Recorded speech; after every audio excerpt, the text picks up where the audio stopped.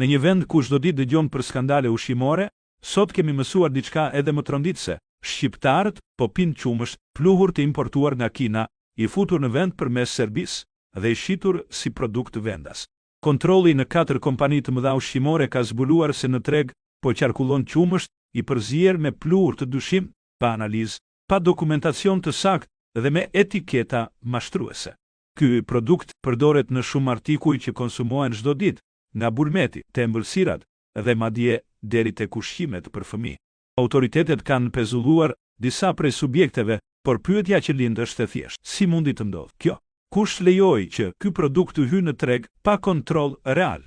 Në letër çdo ngarkesë ushqimore duhet të ketë analizë laboratorike dhe certifikat origjine. Në realitet, shumë prej këtyre produkteve kalojnë kufirin si produkte të sigurta, ndërsa përfundojnë në tryezat tona pas një garanci. Dhe ironia më e madhe është se kjo ndodh në një vend që dikur prodhonte vetë qumësht e djathtë për gjithë rajonin. Sot ne importojmë edhe qumështin nga Kina dhe Serbia. Ky nuk është thjesht një problem tregtar. Është një krim ndaj shëndetit publik, një tradhti ndaj qytetarëve që besojnë se po blejnë ushqim të sigurt për familjet e tyre, sa herë do të na e ushqejnë, mashtrimin dhe ta quajnë produkt shqiptar, deri kur do të heshtim përballë atyre që luajnë me jetën tonë për pak fitim. BF Media, sepse dikush duhet të flasë për të vërtetat që po na i servirin si ushqim.